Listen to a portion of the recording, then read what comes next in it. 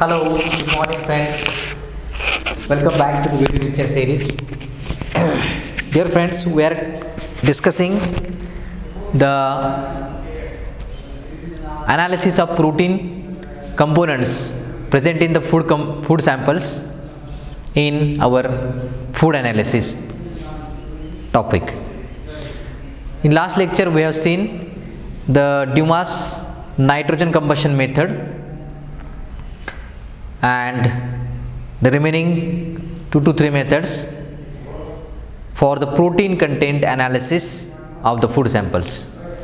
Today we are going to see the next method, and this method is related to the dye binding method. This dye binding method are of two types.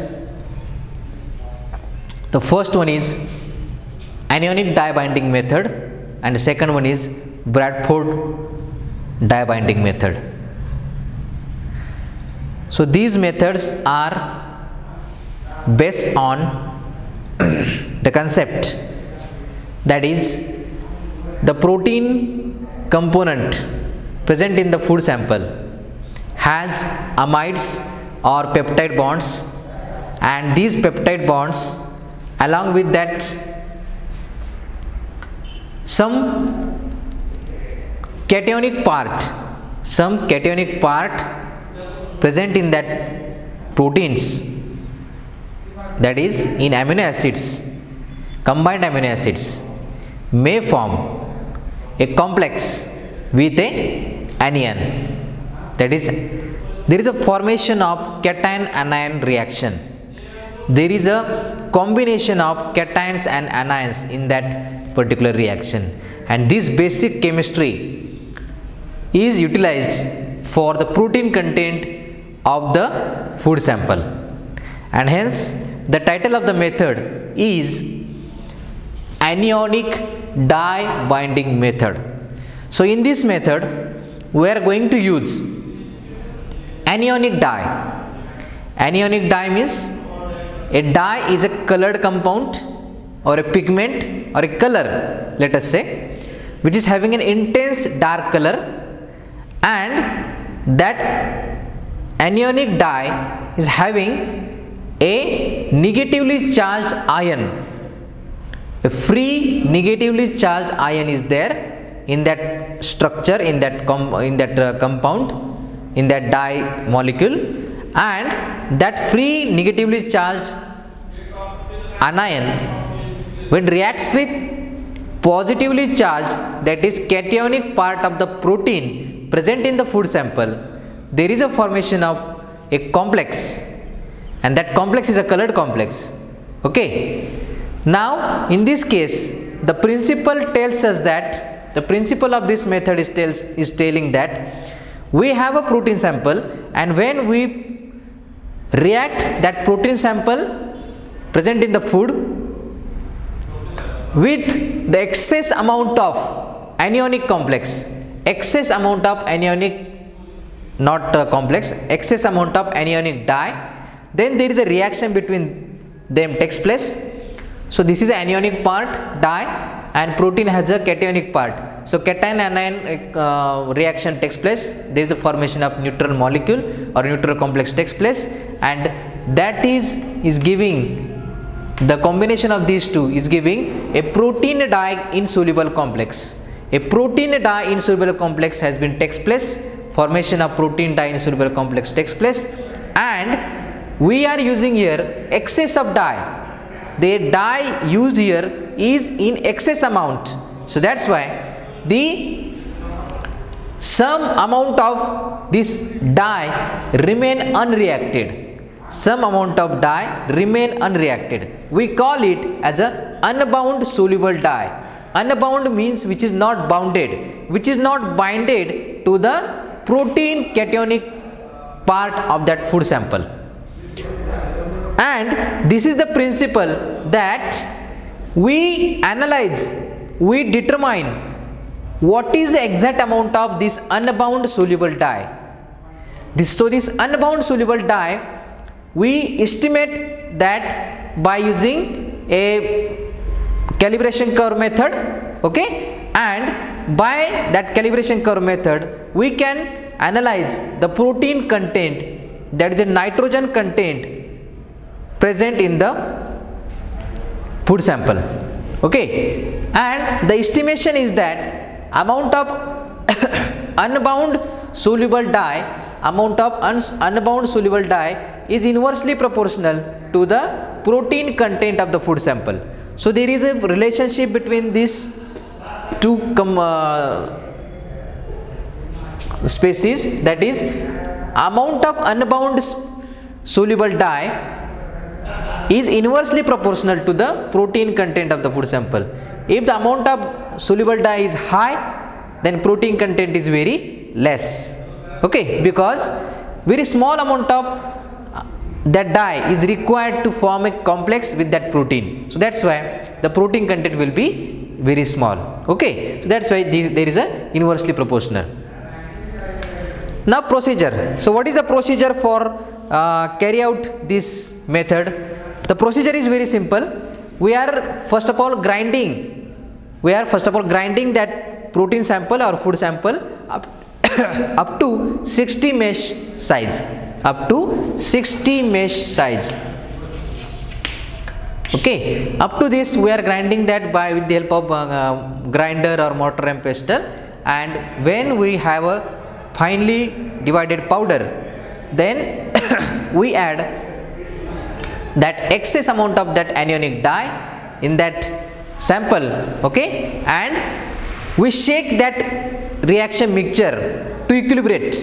We shake that reaction mixture to attain equilibrium, and after equilibration has been attained by that reaction mixture between these two, then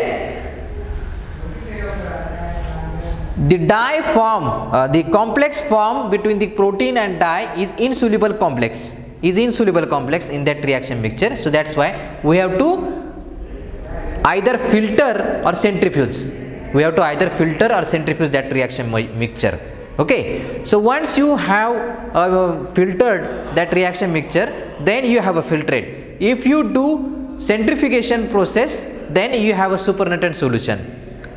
So next step is the measurement of absorbance of that filtrate or that supernatant solution, that is obtained by either by filtration or by centrifugation method. Okay, then the absorbance is measured for that unbound soluble dye. The absorbance of that material is estimated.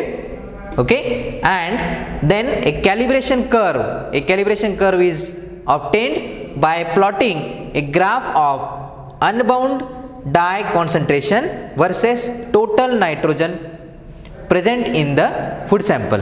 So the total nitrogen present in the food sample is obtained by Geldahl's method. Okay, but we know that Geldahl method has a disadvantage, that it gives the total nitrogen present in the food sample, whether it is organic part or inorganic part, proteinous or non-proteinous part. All the nitrogen content has been given by the Geldahl method. So that's why the total nitrogen content is obtained by the Geldahl method, and the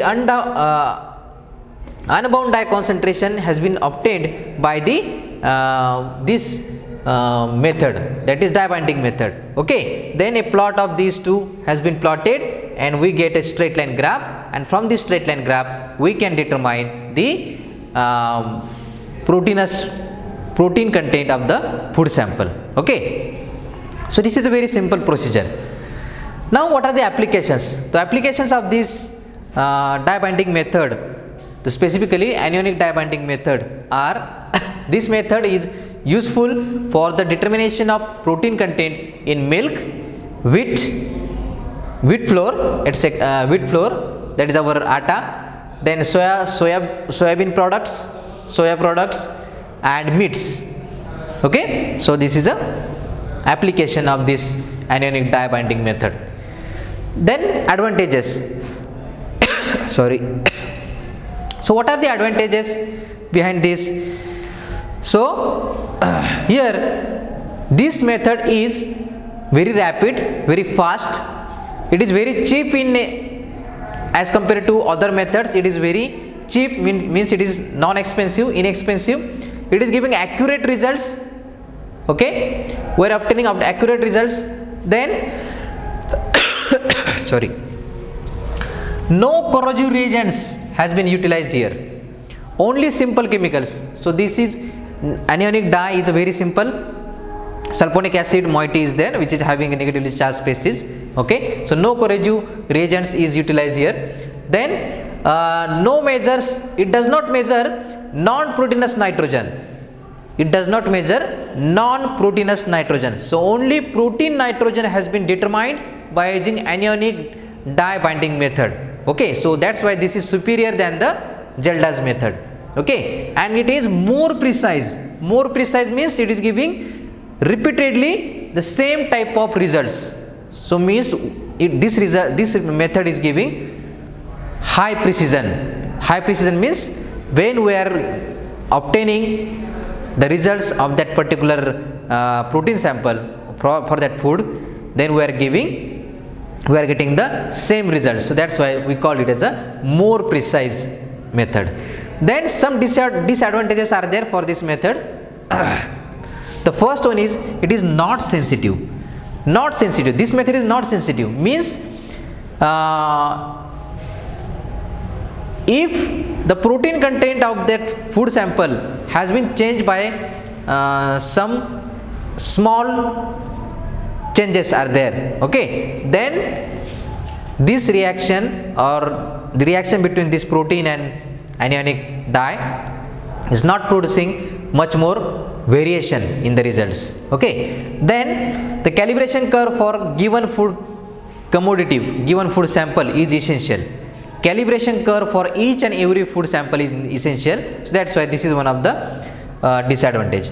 Then some errors may be occurred because some non-proteinous components of the food sample such as starch, carbohydrates may react with this anionic dye complex, anionic dye compound. Okay, so that's why this may get